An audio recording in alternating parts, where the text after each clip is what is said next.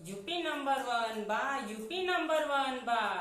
विंध्याचल में बिंद नगरिया काशी काली डोर बा, विंध्याचल में बिंद नगरिया काशी काली डोर बा।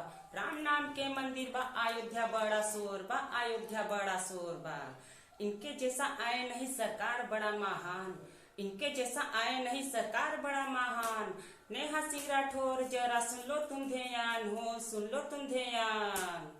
ए नेहा जी जरा यार आई कहा हो का बात बा? अरे चुनाव का महीना आयल बा, होली आवत है, चला का के गीत उत गावा जाए। चलो हमार का जाता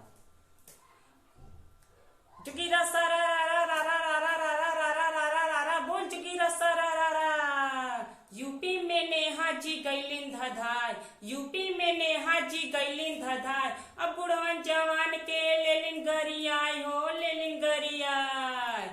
नेहा का हाल चाल यूपी में, नेहा का हाल चाल, नेहा का हाल चाल यूपी में, नेहा का हाल चाल।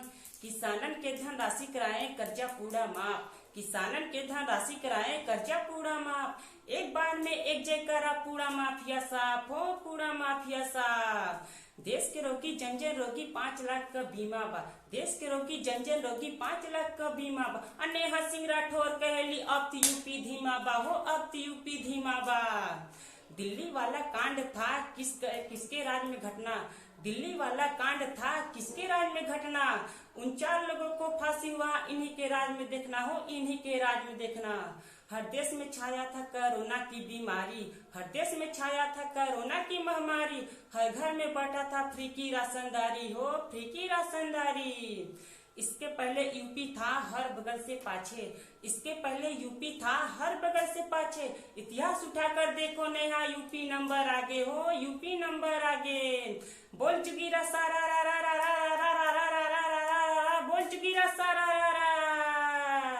यूपी में नेहा जी गैलिन धधाय, यूपी में नेहा जी गैलिन धधाय।